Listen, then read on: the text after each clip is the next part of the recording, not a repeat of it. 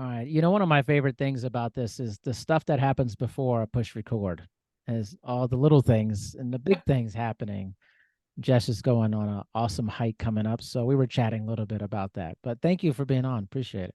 Yeah, my pleasure. I'm happy to be here. Thank you for having me. Of course. We're gonna jump into this. Just like Okay, let's go. jumping in. I mean, what the heck is this pharmacy deal in sports? This is a different deal. I'm fascinated by this. How'd you get involved in this? Um, so I got involved because I've been an athlete my entire life. I played three sports in high school, played Division I volleyball, and currently compete nationally and internationally in Olympic weightlifting. So me, my brother, he also played football in college, and my dad, everybody's an athlete in my family. So Yeah. um so I the sports part came naturally to me. Pharmacy, I knew I wanted to be in healthcare, and I went to undergrad, started doing research, and found that I liked figuring out why certain molecules worked in the body on certain receptors. And that piece kind of came together. It wasn't until I decided to go to pharmacy school, and one of my first jobs was working in a compounding only pharmacy with an herbalist and naturopath on site.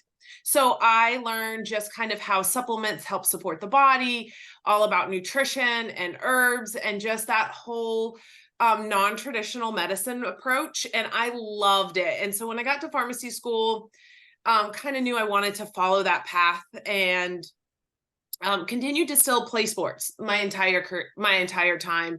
And so people started asking me questions like, can I take the supplement? How do I recover better? My joints hurt. I'm not sleeping. All those questions, because they're like, oh, you're in pharmacy school. And I kind of geeked out on it and loved it. And then kind of grew from there just organically. And then I started competing in Olympic weightlifting, and it is a drug tested sport. So I started doing more consulting with teams and organizations as drug testing became more and more common as to, can they take this? Can they not? Do we need to get an exemption? And so with my background of pharmacy, I can definitely give recommendations as to, is this the top choice, and do we need to get an exemption, or should we use another modality or different therapy that maybe doesn't require an exemption? So that's kind of how I got into it, just kind of natural. Yeah, yeah. Your Yeah. family sounds like mine, all athletes. I was a collegiate athlete as well. What Brother, did you my play? dad, Runner. a track and field athlete, Gotcha. which is notorious for substances. Sure. Yes. Substances. Yes. Let's call it substances.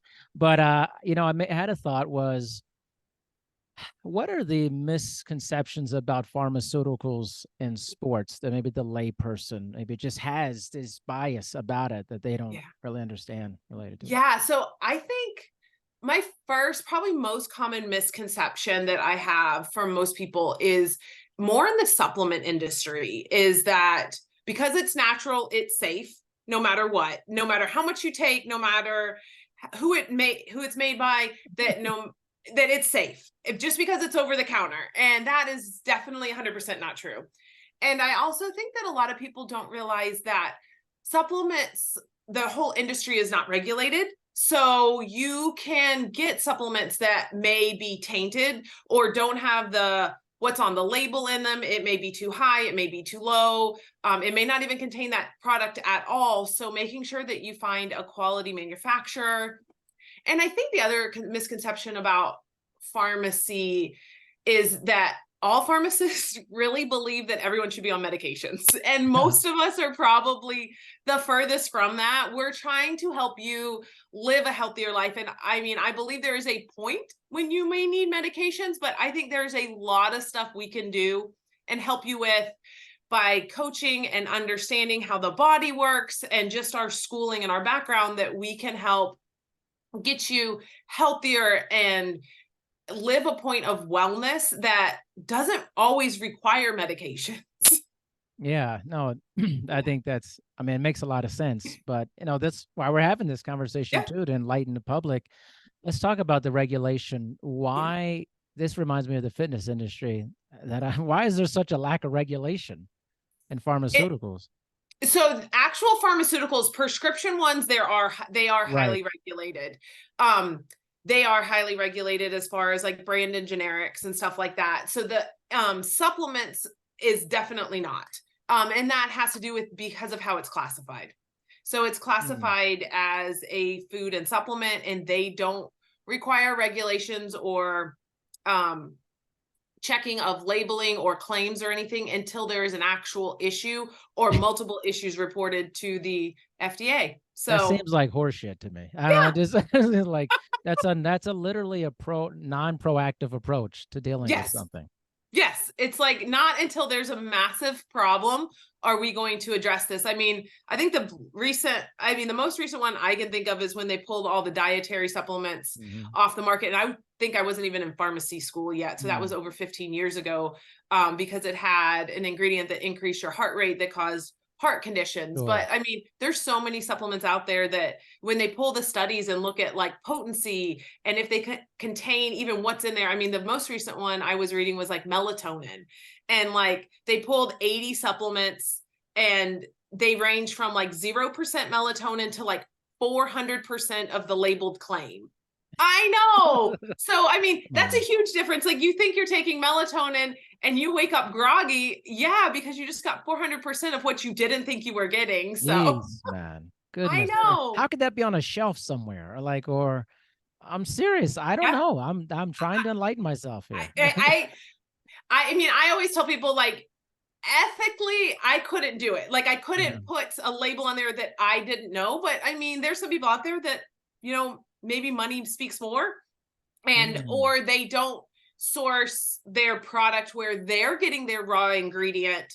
They're just buying it and not doing due diligence and understanding that the manufacturer of the raw ingredient may be questionable, or in a warehouse where things are getting mixed together or cross contamination. Or so there, I mean, there may be not the actual final person putting it in the pill, may not Yeah. be the actual source of it, but I mean, it's the whole process. So I'm a huge proponent of making sure stuff is third party tested and certified so that you know what you're putting in your body, because just because it's on a shelf does not mean it's safe.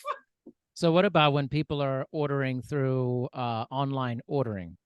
And how can they best avoid the pitfalls of supplements that are 0 to 400%? I know. So I am not an Amazon fan because a lot of repackaging has been done. So I have seen people order a product from the wholesaler and or the manufacturer, and then from Amazon, and they don't even have the same color. So Mm. I'm not a big fan of Amazon because of repackaging, and you don't know what has been done to that product. They can reseal it. There's a lot of stuff they can do. So I suggest one, ordering from the manufacturer or speaking to a pharmacist that has vetted the product, looking for like NSF certified, informed choice, or USP certifications. If they don't have those, I do go to the manufacturer, ask for third party testing, making sure that it actually says what's on the label is what's in the product and there's nothing else. And so those are usually the things. And I have like my list of manufacturers that I Yeah. use and kind of stick with that. So yeah, but I would Interesting. say, looking for certifications, not buying online unless it's directly through the manufacturer, and then talking to like your pharmacist or somebody that has done their research and found manufacturers that they are highly recommended. Well, this leads into another area, Yeah, specifically resistance training and weightlifting. I do that. And I'm sure you see out there that there's a lot of substances flowing around. And talk a little bit about what you may be seeing in terms of supplements, substances people are potentially using dangerously Yeah. in terms of just for aesthetics and this kind of social media culture of lifting, posting gains, results. This is I think a hot topic to It discuss. is. It is. I think what I'm seeing a lot of, and it's kind of popped up in the last, I don't know, let's say year, is the increased use of peptides. So you're looking at like the most common one that people, when you say a peptide, this is like a short amino acid chain. And the one that's most commonly in the news right now is going to be semaglutide, which is a peptide to help with weight loss. There are other peptides out on the market, like Samorelin, Ipamorelin, CJC. There's a whole group of them, and they all have very specific targets as to, are they increasing growth hormone? Are they decreasing like visceral fat? Are they helping with different things in the body?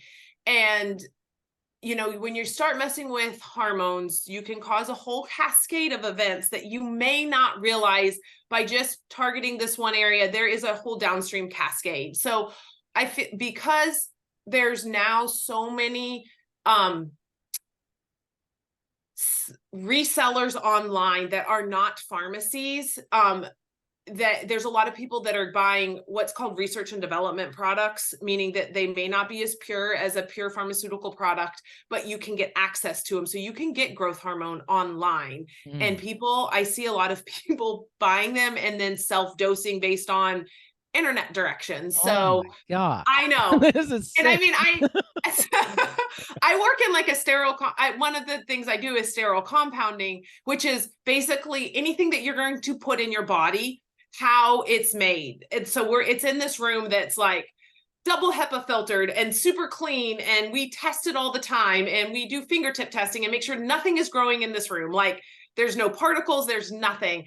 And like, I know the steps that we go through to make sure that any product we give a patient that they're injecting is extremely clean and there's no risk of contamination or microbial substances that would cause an infection.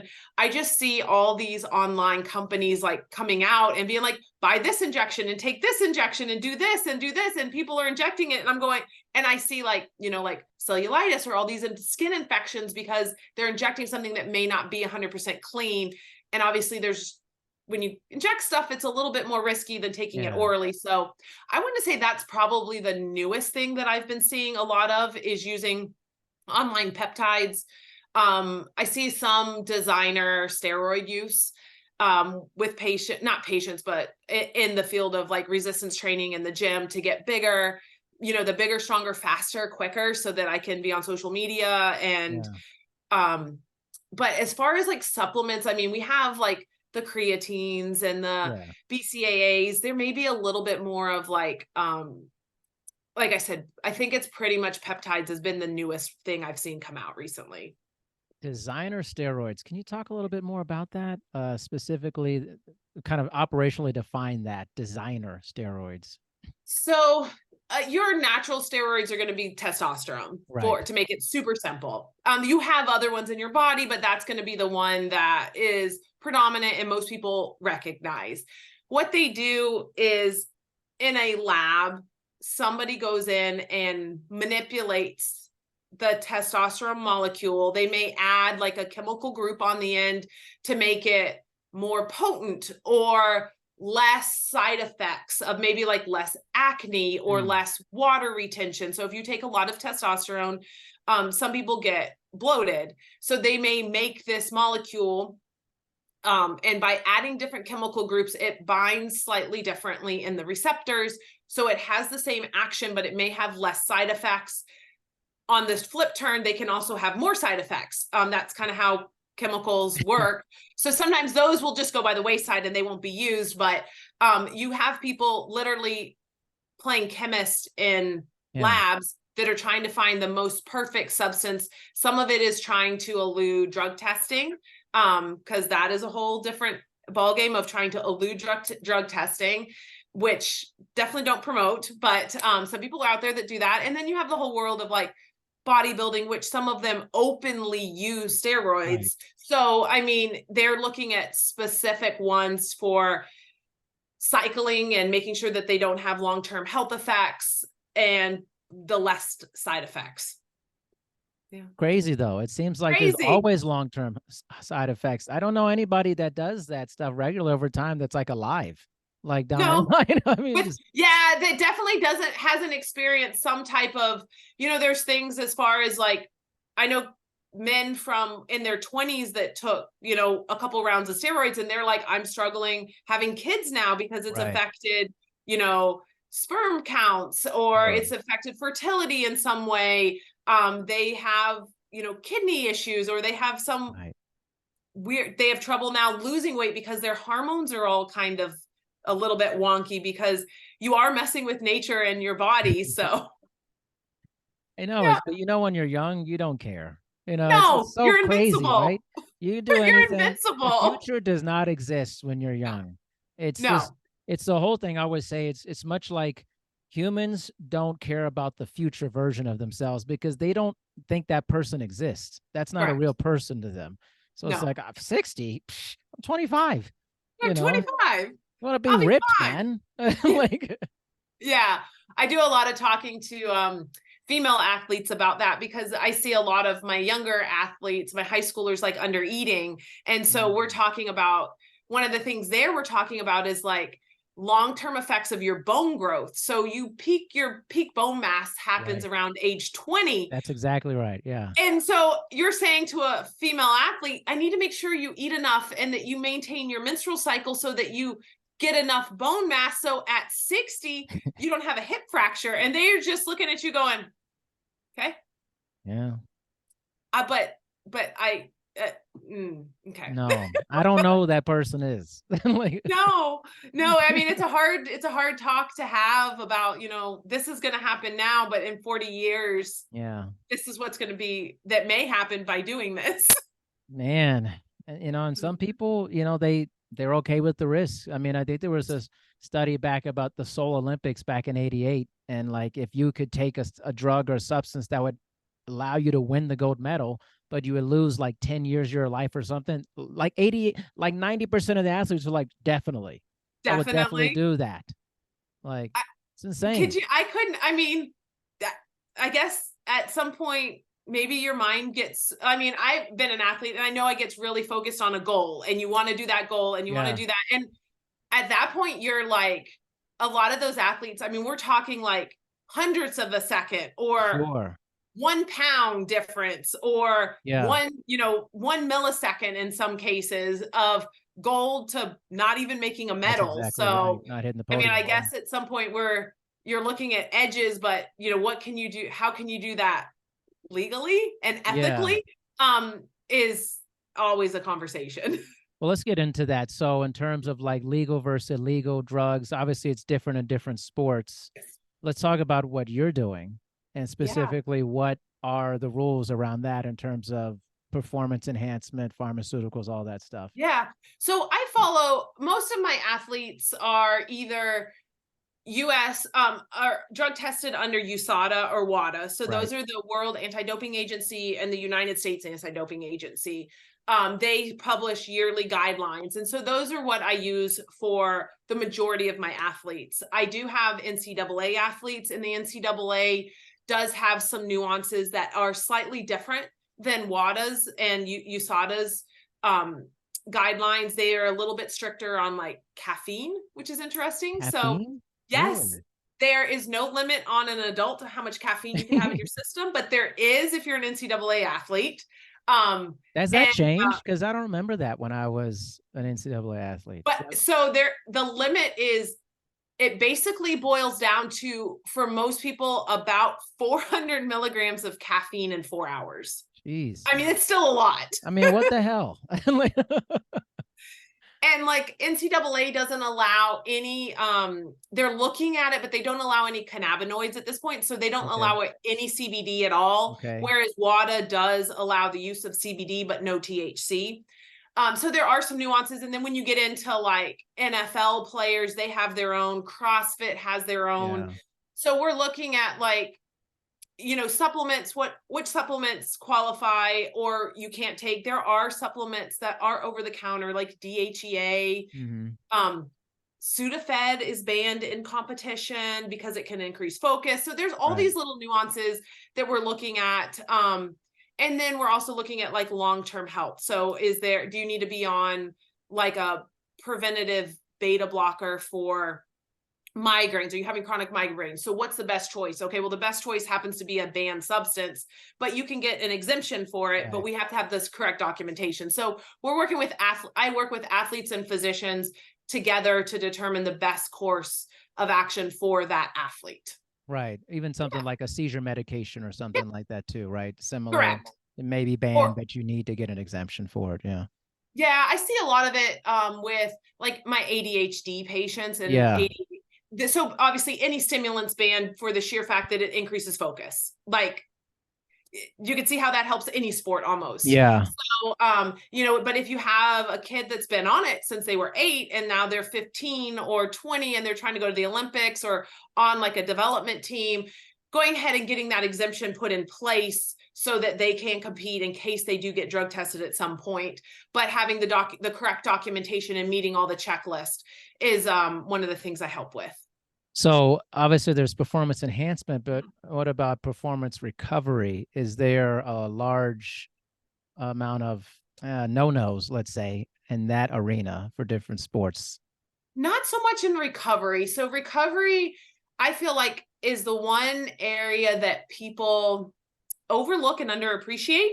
Yes, Very much so. They don't realize how much recovery can play a role in improving their performance. So a lot of talk is done in like sleep. Like of I course. feel like recovery is a lot of that is in my mind is non-pharmaceutical. So trying to look at sleep quality and quantity. We're looking at trying to get out of that sympathetic state into a parasympathetic state really quickly. So is there breathing exercises? Is there foam rolling? Like what can we do to get your Sure. body back down into a parasympathetic state?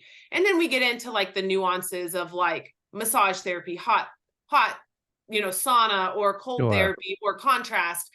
And, all of that to help recovery for the next practice. But I think in the big scheme of things, recovery, sleep, nutrition are probably two of the biggest things, and Sure. hydration that people just overlook. They're like, I it's not, agree. This is not rocket science here, man, for no, but recovery. it's not fancy for It's social not media. fancy. That's It's, right. It's, hey, sleep more. Let's have a higher sleep quality, more sleep time. It's like, no, no, this is not a good post.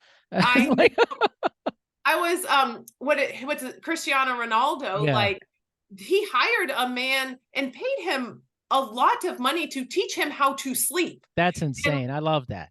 I was like, oh my, and this guy is like known as like the sleep ninja or the sleep guru or something. And he did like a Tour de France team, helped them like figured out like what scent sheets they should have in their hotel room and like how to Yeah, optimize sleep. And I was like, if these top level athletes are paying so much money to get someone to yeah. teach them how to sleep, that has to tell you how important it is. I totally agree. And your sleep is always different when you travel. It won't Yes. sleep as well when you're not in your home sleep No. environment. So you would think for athletes, this is a hugely important thing with Yeah. the travel component, depending on the transportation, the lodging, all these things, the timing affect recovery. So Oh yeah. sleep is one of at least probably the best performance recovery Yes. or that. But is there things on the market pharmaceutical wise that people are abusing for sleep Uh, athletically? I mean, I don't see, I mean, I see a lot of people.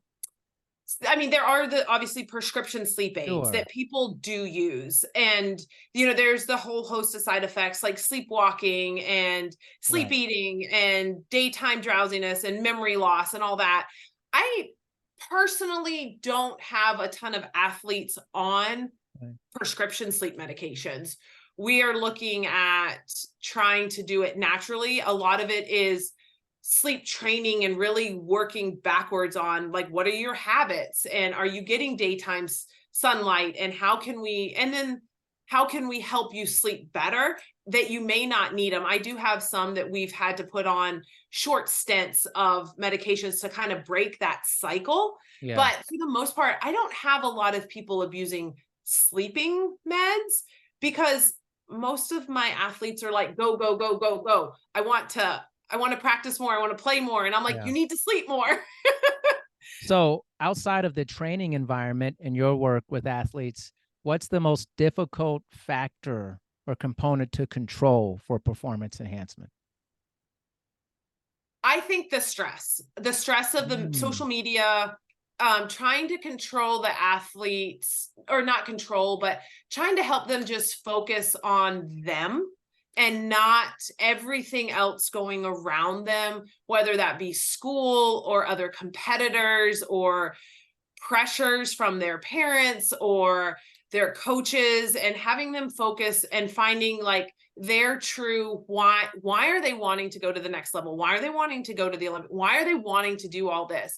So really having them focus inwards on what is important to them and why they're doing what they're doing.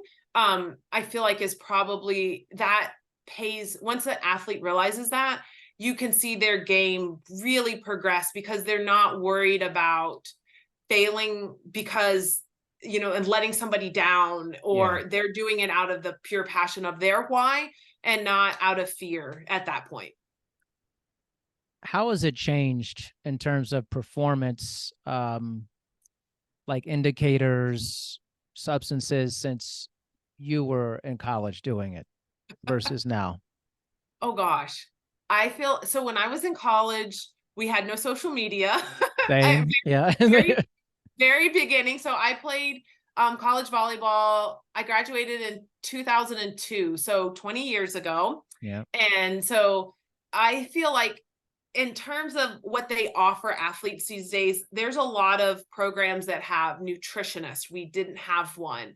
They have nutritionists for teams. You're working with them as athlete. They have much better understanding of how the human body works and the importance of recovery, where we were just pushed to go, go, go. You have mental health counselors now. There's a lot of sports psychologists that are on staff to work with athletes on the stressors of being an athlete and being a student athlete and going to the next level, or your dreams or your goals. So I feel like all of that support system was not there. Yep.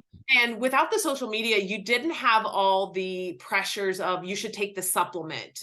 Basically, you may have been told about like protein or creatine at that was big point. when There wasn't the like bombarding of all the social media of take this one and take this one and you need this because you have this symptom, and that wasn't there. So I feel like that's probably the two biggest changes, is the support that's now there and then the added pressures. I feel like I graduated in 2001, my bachelor's, so we're like right around that same time frame. And I feel like the social media component, I'm so glad that was not around when I was an athlete. Me too. One, just because we would have missed out on so many great conversations I had with my teammates in the hallway, after practice, the athletic training room. I have not been in a college environment in a long time athletically. And I can imagine there's probably a lot of phones buzzing around and, a lot of just heads down after practice and stuff. And I think that's just not great, I think. No, that whole connection. I mean, I still talk to some of my teammates. They came to the weddings, like we're still friends with teammates. And so I think that connection you had in those stories of like bus trips and plane flights, and I'm sure you can affect the sitting in the ice tub talking and talking and trying to be like, okay, how do we get through this? And you talk through it because you're like, other ways I'm not going to make it through the ice treatment. So now they're doing this probably during that. They're just looking, or they're taking a picture of themselves, recovery day. It's like, there's something off about that for me. I don't something off there. I think you lose that connection with your teammates, and if you're one of the teammates that doesn't want to be on social media or like doesn't want your picture taken on this. So like, do you exist even? Like she's not in any of the pictures. Like, did she even exist on the team? She just didn't want to be on social media. It's okay. That's crazy. That's like this whole thing where people are like, well, if I didn't document it, it didn't happen. It did happen. It did. It definitely happened. History happened too. It wasn't like it happened. I feel like if you documented it, did you actually experience it? Right. Like, so if you documented the whole thing, did you actually like experience, like, what did the place smell like? What did it, well, I don't want to remember what the training room smelled like because those were awful, but like, what were the sounds of like the crowd or the bus or the laughter or the stories or all that stuff? Like, I feel like you miss out on all of that by just taking pictures all the time, or seriously, videos. or just looking down. Like I remember getting on the stem machine so many times, with the athletic trainer. We were just chatting with each other. Yeah. You develop this skill of conversation with other people. Mhm. And I like I said, somebody else can tell me about this if they want, but I just can't imagine people are doing that, what we were doing. I Correct. think they just get their phone out of the locker as soon as possible or whatever they have it, and they're looking and they're taking pictures. And that's just a strange deal, man. I really Yeah. find it strange. Yeah. I feel like it kind of makes you lose some of the curiosity. I remember definitely working with athletic trainers and asking like, why are we doing this? How could Yeah. kind of the curiosity. And maybe that's what got me into pharmacy too, and more into sports, was I wanted to understand, why is this working like this? Why is this? But without having that conversation, that would never happen. That curiosity doesn't Yeah. exist of like, why, or explain to me, why did you put it here? Or what's going on? What is the science behind it? Yeah. So, yeah. Let's transition a little bit. Like, what's your greatest hope for pharmacy in sports, and what's your biggest fear for Yeah. pharmacy in sports? So my greatest hope is sports pharmacy in the US is really in its infancy. So it has only really been started, a kind of like a little wildfire has started about sports pharmacy probably in the last year or two. So my biggest dream and hope is that you start seeing pharmacists on the interdisciplinary team of athletics.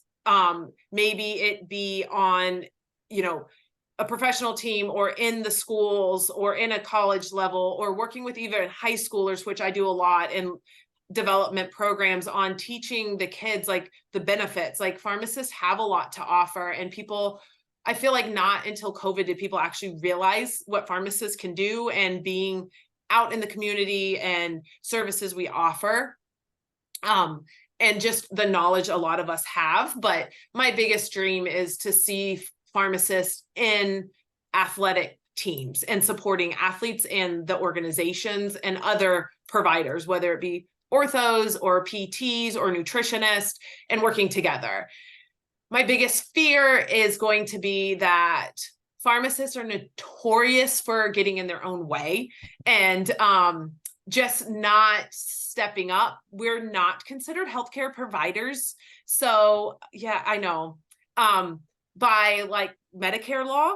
So we can't bill for services or anything. So pharmacists have fought, but just we can't seem to get it together in order to push to get that approved. So my biggest fear is that we will kind of, pharmacy will move to like robotics, which you'll see in Oh, independence, or not independence, in retail. You see like a lot of the Amazons and pill packs and everything coming mail order. And the true pharmacists are the ones kind of now going out and offering. I usually tell people pharmacies move from like a product-based service where we're providing you with a medication to now a service-based service where we're providing service of health and wellness and consults and vaccines and treating and coaching and genetic testing and so many different things. So I feel like watching pharmacy go one way or the other is my yeah. biggest fear. That's a great answer. And I Yeah. think it pulls me towards this next thing is, why are there so many pharmaceutical ads on TV? Because so we're one of two countries, I believe, in the world that allows pharmaceutical companies to advertise. Boo. Crazy. They used to not be able to until, I don't remember the actual why they suddenly let them. But Mm-hmm. Of my gut feeling is it has to do with money and people's course. back pockets being padded with money, because the pharmaceutical companies do have a lot of money, Yeah, I mean, a and they own tremendous a amount of lot money. of, yeah, they own a lot of companies that you don't realize they own. So yeah. I think also too, I think that there's been so much discussion about pharmacy and different drugs like Oxycontin and things like that, that have, I think, really done a lot of damage to pharmacy and pharmaceutical companies. Maybe speak a little bit about that and how that's affected the industry. So I'm sure some people listening, I don't know if you've seen it. Have you seen either of the shows out, Painkillers or Dope Sick? I've watched both of them. Yes. Very true, very accurate. I will say very sad Yeah. in what it did depict, and very accurate. It does point to pharmacy as being the person that dispensed it. We were not the ones that wrote for it or agreed that the patient should get it. We were the ones that dispensed it. And so that kind of puts us in a predicament. We've tried as pharmacy to go back and say, hey, we don't feel comfortable dispensing this. And we get told you kind of have to dispense it.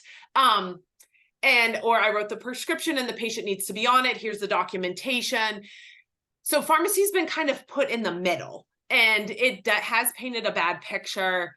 And we're trying to make a stand and say, I know our pharmacy spends time with any patient that gets a controlled substance. We sit down, explain to them the risks, the benefits, where they can go if they feel like there is a addiction issue or concerns, provide them with Narcan in case somebody in the family gets it, trying to do all the things to help support the fact that they do need this medication. But being in Florida and having gone through the opioid crisis here was scary. Right. There's another documentary about those two brothers or whatever that are in Florida, and they were just like peddling clinics everywhere, like crazy, getting doctors on board. It was, I had we've had tons of cases when I was in pharmacy that people like forging prescriptions or trying to bring in forgeries. They've tried to curtail that with like a state database, electronic prescribing, because at one point, I know one of the stories they were telling us was there was people would charter a private plane from Kentucky, fly down here, see like multiple doctors, get multiple, and then fly all the way back and sell them all, but still paid enough to make money, take a private plane and all the appointments. And I was just like, I remember them telling me this when I was a pharmacist. I was like, what? Yeah, so crazy. But addiction is such a hard thing. It's a mental health. It is society. It is something. And it's hard because addiction is, most people think like heroin, opioids and stuff like that. But it's alcohol. It's people shopping. It's so much bigger. So true. But everyone goes, oh, addicts are the people that abuse opioids. I'm like, but then there's people spending thousands and thousands of dollars and have no savings or not worried about their health, and they're shopping all the time. Gambling addiction. The people just can't stop gambling. Like they go to Vegas, it's over. Like, like and their world gets ruined. Well, they don't have the risk of death. They still are ruining their lives and other people's lives that care about them. So, I feel like addiction is such a hot topic, but something that I don't think as a public health crisis that nobody really knows how to get a good grasp on it. Yeah, because also too, there's quote unquote like acceptable addictions for people that people have in society. Like, oh, you exercise constantly like constant exercise, like that must be good for you. No. Like, but it's like we've classified things as good addictions, and these are throw away your life addictions. We've made a tier of addictions. Meanwhile, they're all pretty bad. There's all impacts to your health, like you said.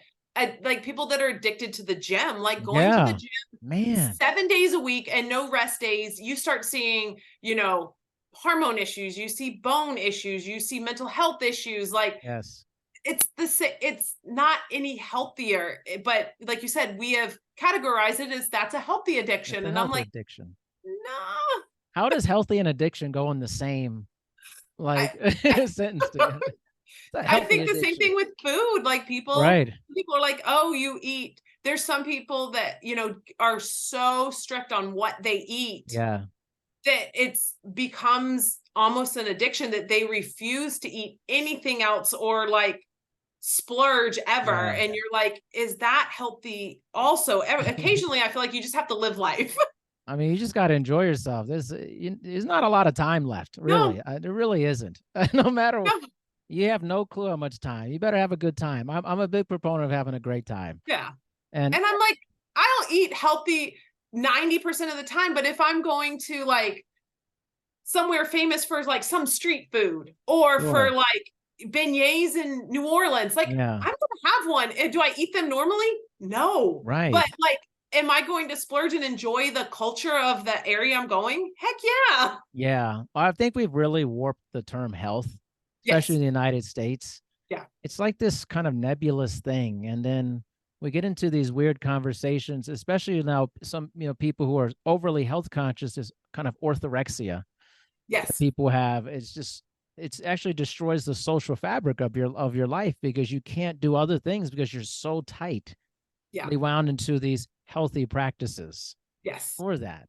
I was going to say, I see that it, you walk a line because I feel like there's people, so you do have to have a balance of eating foods that fulfill your body and your nutritional Sure. needs. Right. But you do also have to have a balance of like, hey, if your only option is this, like you can't fall off a wagon and be like, I'm Yeah. not eating anything. Like, Nothing. like if that's the only thing available, then that is important to nourish your body. And if you Exactly. eat it then. So I think it's, again, some of it goes back to social media. There's so much pressure to be like, you can only eat this. I mean, I was looking at it one day, it was like going through, like scrolling through social media, people are like, don't own no meat. I mean, no animal products, only plant products, no plants because this, no dairy, this. And I'm like, I can't even drink water because it has pollutants in it. I'm like, I don't know, like, if you really listen to everything out there, I don't think there's anything safe to eat. You just exist on a higher level. I don't need anything. I don't need anything. I fast. But I then if just I fast, like, do I fast for 24 hours or 48 hours or 40 days? Or like, what do I fast? So I don't feel like it's so overwhelming that I feel like some people are just like, I do this and then I do this. And then they just are like stuck to something. And so I think yeah. finding a balance and finding what works for your life and trying to shut some of that out is important, but Yeah. difficult. How have you experienced that with athletes and eating? So I will tell you this. So I dealt with an eating disorder all through college.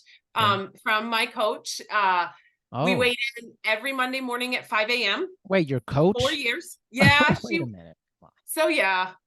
So we weighed in every Monday morning at 5 a.m. for my entire career as an athlete. And if we gained weight, we would have to run additional 2 miles every day and had people watch what we ate in the cafeteria because Whoa. yeah. So um I ended up losing about 40 pounds my freshman year. I definitely did not gain the freshman 15. I lost more than the freshman Wow. 15. Yes. So having seen that, as been that athlete and seeing it happen in some of my teammates, it it's hard. It's really hard because you have to try and heal, but still you have to eat.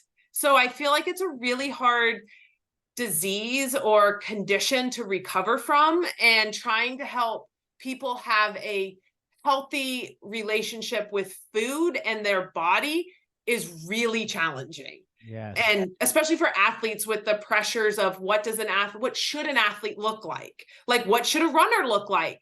Are you tall and skinny? Like, what should a gymnast look like? What should a volleyball? And if you don't have that ideal body, like some people are working so hard to get it, even though it may be suffering their performance because they're under eating and not fueling correctly because they're trying to lose weight and be thinner. When Yeah. really, if they fueled correctly and were stronger, they may be actually a better athlete. I mean, this is awesome stuff. Seriously, guys, it makes me think about my collegiate experience all over again. And I think the biggest complaint I had, especially in running, literally all you do is run all the time, especially in college, just like so much running. Just I've run run. so much for a lifetime. I mean, it's incredible. I still enjoy it, but I felt there was just so much overtraining because I was a kinesiology major. I'm learning about this and I'm like, Oh, something's off here. And I remember thinking, this is off. I should not be feeling like this all the time, the that I time. have no juice in my legs, feel really tired. And I think a lot of coaches, I don't know how it is now, but the overtraining component, the diminishing returns, I think was just ridiculous. Maybe it's I just a product of the time. They didn't know any better, but I wonder what that is now because we I would should say I know better. still see it sometimes. I still see it Really? quite frequently. And Yeah. I still see overtraining a lot. And sometimes I think it's maybe not true overtraining, but it's under recovering also. So if, Yes. on it may be slightly overtraining, but not recovering enough. So it really looks like a lot of overtraining because you're just so fatigued and you're not sleeping well, which makes you help not recover as Yeah. well. So having the athlete, and I feel like they have so much more pressures and so much more stuff to do. So maybe that recovery isn't given the proper time. So not sleeping, not hydrating, not eating, making sure your mental health is there is not as a focus. But then also they're still training a lot. And I feel like a lot of athletes, and you may totally echo this, is like when you don't perform well, you go to think, I didn't train hard enough. I need to do Yes. more. I need to do Yes. more. And the thought of doing less or taking something away is like, wait, what do you mean? Like Yeah. train less? You're like, no, I wasn't in shape enough. I didn't have enough stamina or endurance. So I need to run more miles. And it's like, sometimes subtracting can actually make the biggest impact, whether it Most be definitely. diet, daily life, training. And most people, I feel like that's a scary thing, is to be like, to step back is hard. Stepping back is hard. But even back then, I noticed, I was like, just feel like everybody has different levels of like how much of a load they can handle. Oh, yeah. And there were Sure. every different super compensation levels and all that. And I just feel like that was not paid attention to. No. And I feel like if all these services are offered now, you have to treat the athletes individually. It's like, Yes. hey, there's some distance. I was a sprinter, but there's some distance athletes who can do 120 miles a week of running and some who just cannot do more than 40. You have Yeah. to know that. You have That's to your know, and the only same, job is to do that. Like, and the same things in weightlifting. Like there's some athletes that can handle high volume, and there's right. some athletes that can handle not high volume, but they really do better at like high percentages, lower Yeah. volume. And like you have to know that athlete, because I am not a volume athlete at all. Like I Right. will break down, my joints will hurt. Yeah. I don't do well. And so being able to really customize to having the coach or the ability to have people on staff to be like, hey, you need less volume, or you Yes. need less miles. But also I feel like the reverse on the coach's side is being open to listening to those athletes and Yes. saying, hey, this volume isn't working for me. And that conversation, I feel like, and when I played, couldn't happen. Like you couldn't Yes. question the coach. Whatever she said, you did. You had to. And I don't know how that goes these days. Yeah, that is something I think that's such a great point you just made, Jess. And I think like if I was coaching track and field right now, that would be like one of my main things. I would test to to see, I'll observe the volume for Yep. each athlete and say, listen, I just don't think this you're kind of capped at this volume of meters per day. But Yep. this person can do that. But then you have the challenge of being like, some people might think, well, why am I training more than this other person? It's like, but there's differences in body types and load that people can handle. That's Yeah. true coaching. Yeah. That's Then true coaching. I that's agree. I true feel, coaching. yeah.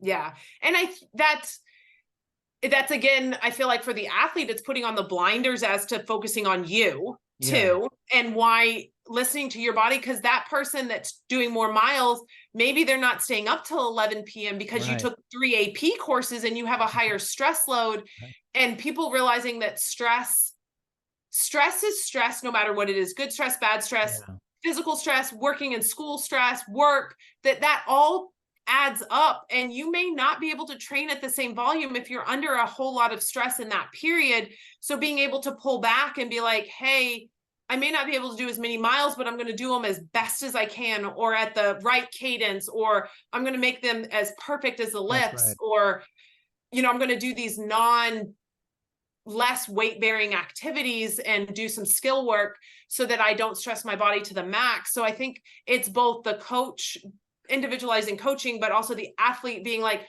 I need to put on blinders for what is best for me Yeah. right now is also important. I'm surprised that in volleyball there was this aspect of weight. I never noticed that with the other volleyball athletes I knew in college. That was not a thing that I saw. Yeah, we were weighed-in every, like I said, every Monday morning. It was to make sure that we still were able to like jump, like I think mainly because of the jump. I don't know. It makes no sense. What? I know. I know. And I was like, the other weird part was I wasn't allowed to weight lift because I was already bulky. I mean, Okay. I'll be honest, my father was a nose tackle. So my Okay. dad Yeah. is not a tiny person, and I'm built like my father. So I'm built like a linebacker. And like at no point in my life or my career am I going to be petite or small. Like if I look at weights, I gain muscle. Like I'm thankful for it now that I do weightlifting, but Yeah. like when I was in college, it was not something that people let me like build on. Like it was a Yeah. strength that was like pulled back and said, don't do this because you're going to get bigger, you're going to get bulky. And I'm like, that's not really how this works now that I understand. I'm like, if I did, like You're like, have maybe you I seen could have my jumped family? higher. Wow, that's man, yeah. Yeah. Man, that's Yep. crazy stuff. So crazy. So it's Man, the world of athletics, I think, is just a crazy, crazy cutthroat kind of area. I Even really down believe to, so. Yeah. yeah. And I think it's getting younger and younger these days. I mean, I see a lot of my work I do is with like local high schools and seeing kids like high school and middle schoolers. They're now, and I agree with the strength training, but the part Yeah. that they're practicing like 6 days a week and they're doing, small private sessions at 10. And Sure. I'm like, you should be out playing in the Go street play. and Yeah. like street ball, like be Yeah. like, like Pele always said that was one of his biggest ways. And then they showed like that and one episode that Yeah. Yeah. showed like how much street ball helped the basketball players in their game because they were just playing and Just messing play. around and messing up and Yeah. failing but learning at the same time. And I feel like that part has been taken away, that everyone's so like, I have to specialize by 8. Yeah. No. No, No. no, no. No. So I'm a big Roger Federer generalist fan versus the Yeah, I like Tiger that Woods too. specialist fan. Yeah, I'm the same way. It's just great to talk to former collegiate athletes and athletes because like when you're in college, you do not have the same experience as other college students. It's like No, a completely different version of college. It it really is. is. It's like, oh, I don't know how you guys have so much time. I just remember thinking, how do you have so much time? Like time is something I literally have. I'm literally going from one thing to the next to the next. I have no choice when I take my classes. They're all 8 a.m.s. They have to Yep, be.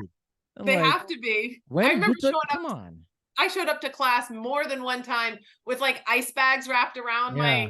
my back or my knees and like walking out of class because my ice bag leaked or Yeah. Yeah. ripped. And I'm like, oh my gosh, nobody else does this. No Everybody else one. shows, and I'm the one walking out of class with ice dripping down my butt. Yeah, oh, for sure. I remember my freshman year, I just fell asleep in class so many times, Mhm. and I had great instructors. They understood because they Yes, were former athletes, and mine were too. they were like, just go out, it's okay. I totally, you're getting ground into turkey meat all the time. These other kids in here, they're come on, they're just hanging I around. feel like that's the only way. I feel like that made my college experience so much better, was that Yeah, my professors I had were, one was a hockey player, one was a football player. yeah, And they understood when you came to them and you're like, listen, this is what's going on. Like, can you help me with this? yeah, Or, or if you're falling asleep in class, they yeah. didn't wake you up because they're like, No, I've been there. I know that you got home at 3 a.m. from your match across yes, the country and it's an yes, 8 a.m. class. So I appreciate the fact you showed up, but yeah, I'm just yeah. gonna let you be. Right when you're injured and stuff, I have a um, terrible hamstring pull. I'm just limping around. I mean, it just looked terrible. And yes. everybody else just seems to be all okay. And I'm just like, we're not in the same environment. We just happen to Oh, be in these classes together. But when I leave here, we're experiencing a very different version of college. yes. Yes. I mean, I remember we had curfew, so we were curfewed most nights, and like we had Jeez, one man. night a We week didn't to have go that. out. This is like Iron Fist program, you guys had. Yes, we were curfewed. I do remember that. I remember having study hall, And if we got above a 3.9, if we got a 3.8 or above, we didn't have to do study hall. So that was my whole goal in college, was Yeah. to make sure I either got a 3.8 or a 4.0 so that I didn't have to do study hall, because Yeah. I don't study in like a library well. Yeah. So I was just like, I can't do this. So I just have to get good grades. I mean, I did no matter what, but that was like a driving reason. Yeah. I always used to think like because all of us would, even a lot of the sports would finish practicing at the same time. So we go to the, ours was D Hall, the Yeah. cafeteria, and just a lot of athletes there at this time. And watching other athletes eat is one of the funniest things I've ever seen in my life. It was like the mountain of food, 10 pieces of French toast and just like crazy big bowl. I mean, I was eating like that too back then. I was like, it's insane actually to watch. It is, especially like the like football players, like Football some of players. your linemen, you're like, how do you eat? How do they have enough food for everybody? Yeah, how did they feed all these folks? I was like, man, I can't. I would be up there. I'm like, I can't believe you're eating this much. This is insane. Yeah, and I mean the amount of food that you actually need to eat, I think as an athlete, most people don't appreciate or realize. And I think half the time you're probably still under eating. You're still Like, under eating. you're Yeah. still under eating, and you're like, I'm eating like 4 hamburgers and French fries, and like at some point you can't like, and I always tell people like, you can't worry about like, you have to get the nutrient, you have to get the volume of Right. The calories in, volume. Yeah. and at some point you're just gonna have to eat like white rice or something. And I know it may not be paleo or whatever, but you need the calories Oh my for gosh. like whatever like elite thing. You're like, okay, I can't eat this. I need you to eat calories right now. Right. I mean, I'm shoveling. I'm going 6, 7 plates deep, and I'm a Yeah. tiny guy. I'm just like, I mean, we had distance runners, rail thin distance runners, eating like disgusting amounts of French toast and eggs and bacon, and it was literally like gluttony, And they eat all of it. Yeah.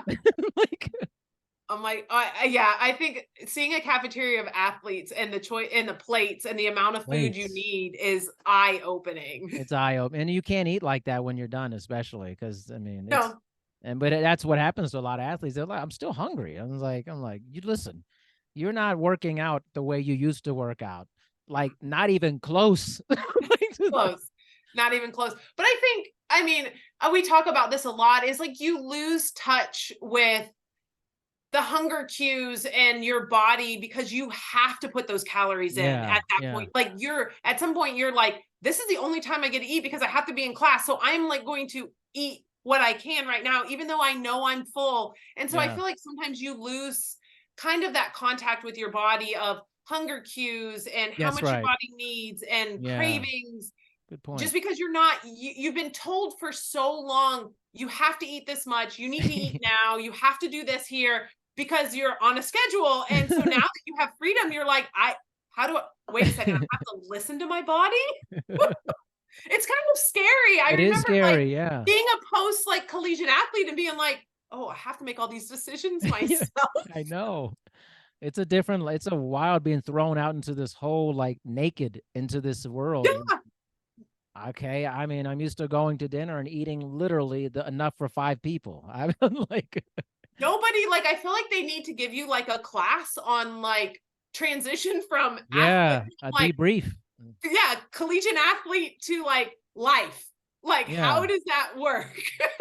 really. I mean, I'm like, you went and did this. I had to go to a meeting about the NCAA and all these other eligibility and all this stuff. What were you doing? Oh, I was taking a nap. I'm like, what? I was like, I had a lot of Yeah. responsibility. Yeah. Like, And I feel like the same goes for like, as you talked about nutrition, the same goes for working out. Like, yeah, you have to kind of tell yourself, like, you don't have to like kill yourself every day to be qualified as a workout. Like, that it was can my be problem. 30 minutes. That That was was your literally problem. my problem. No lie, after college for about, I'm gonna say 12 years, I was doing like Oh, 15 workouts a week because that's oh, all I knew. That's the only that's, thing. I was just even if I didn't want to, I felt like that was my directive as a robot or something like yeah, this must you do. And I must run. I must run. I must do this much. And I enjoy working hard, but now I'm down to 3 workouts a week the last 10 years. And I'm like, give myself permission, like, okay, it was clearly like this wasn't making me better. Yeah. In fact, I was just tired all the time. And And I'm like, cranky. I have energy now. I feel good. Yeah. Like your joints don't hurt. You have Right. energy. You're like, I'm not like snippy at people. Like I remember Yeah. when I went down from 5 days a week working out to 4. Yeah. And I was like, this is heaven. Like, why did I not do this years ago? And like some of those 5 days were twice a day or two Right. Of sessions. And course. so like Yeah. I went down to 4 days. And then at one point recently I was at 3 days and I was like, okay, this is a little bit weird for me. I don't know if I can do this, but 4 days I'm okay with right now. And some days I'm even like, okay, if all I have is 15 minutes and I swim for 15 minutes, that feels better than doing nothing. But I'm not going to like belittle myself or shame myself because I didn't work out for an hour. Like 15 minutes is still better than nothing, Jessica. You see this terrible game we're playing, people? Now there's a whole nation of people who are like, I can't even do one. And like, we're playing this game like, okay, this is enough stimulus. Like, I don't know, like, this is not enough. This is not enough. It's Not enough. And this like is this 20, like for you too, 20 years 20 years later, later. we're still having this discussion and internal battle Oh, with like, how much did I work out enough? Okay, does that qualify? Like, and so I've kind oh, of it's a tried fight. to like make sure like I don't have to be like sore, sweating. If I Yeah. just walk the dog some days for 3 miles, that is still amazing. And it's okay. It's hard to get to that point though. Like when you're used Oh, to it, it doesn't feel like it's okay. It feels no. terrible, actually. Yes, it does. It does. And it's a lot of like, I feel like maybe sometimes I feel like I'm like mental in my head of like having this conversation of like, yes, it's fine. No, it's not. Okay, you've been Yeah. told that that's okay. But no, you in reality, is it not? And you're like going back and forth. You're like, no, just shut off, brain. I'm Yeah. okay. They're like, I know I'm in this business. I know better than this. I know it's Yes. just like I should know better. It's just like even the competitive. I mean, you're competing still. I'm Yes. not competing, but like that competitiveness never goes away. And Never. like even if Ever. I'm in the gym, I was in there today before this, hitting it real hard. But I like working hard. And if I'm near someone and they're kind of working hard, I take it as a insult. And like I'm like, no, no, no, you will not outwork me. And No, I no. like they have no clue that I'm making up this story In your about their effort in my mind, and it motivates me. We're competing. They don't know that though. they don't know you're They don't competing. know that I'm competing with them, and it's a weird thing, man. And when I feel it coming on, like Darren, you don't have to do this. This is not a thing. And I'm like, but it is a thing. It is a thing. It is. No, it's so real. Like you can't, it's like, I can't just like, sometimes it's really hard to just go work out. Like, it's like, Yeah, okay, how can I do this? Can I do this fast? Can I do that more that, like you said, can I do the stair stepper faster than that person over faster than there? them. Yeah, Like, can yeah. I grow faster? Like, I don't have to do this, but I need to do some type of competition in my brain just to like make my body, like my brain happy. I'm telling you, I actually had a conversation with my clients the other day. They're like, "Do you like to work out with other people?" I'm like, "No." I said Oh, because if I work out with someone else, my mind starts twitching to I'm gonna dominate this person. I'm not. mhm. This is not like a fun co-ed thing here. I was just like, this is like It's, me against you. So I have yeah. to forcefully not do this with you because I will the switch will flip. Oh, for It's just sure. gonna happen. We're in a competition. And they're never going to know it. Like you're like, it's all internal, but it is Yeah. a competition that I'm going to do this workout. I'm going to work harder. Yeah. Perceive work harder. Yeah, and I'm like, I just don't need that in my life, so I'm just like, I just stay away from me. Like, Stay away. like I got enough motivation in the tank. I don't need extra. I was like, Yeah. My body does not need that right now. I'm like, this is the last thing I need is overdo it. But that's a different mentality that is very rare Yes. unless you've Yeah. been in that environment and you like that. And some Yeah. athletes are not like that. They're just they can let it go. It was a time in their life. That's not me. No. And I don't think that's the majority of the athletes Yeah. that Yeah. are, at least the ones that I've been around, the majority of them are still like, they're craving some type of There's competition, something there. goals, Yeah. working hard, pushing their selves, whether sometimes it moves from maybe athletics to career Sure. or Yeah. but they still have to harness that competitive nature Yeah. and goals and working toward, so it, like you said, it's still like it may be a healthier version is overworking in your career and like tied to that, is healthier than being in the gym, Yeah. you know. That's true. Oh man, so good. This is so good, Jess. It's so good. So Seriously. good.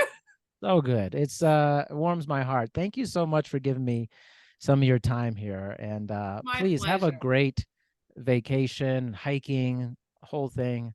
So Yeah. wonderful. My And favorite time. Little I, disconnection time, which is always good for the mind and the body. So, so how can people learn more about you or just get some more information about the work you're doing? yeah. So I have a website and a company called The Athlete's Pharmacist.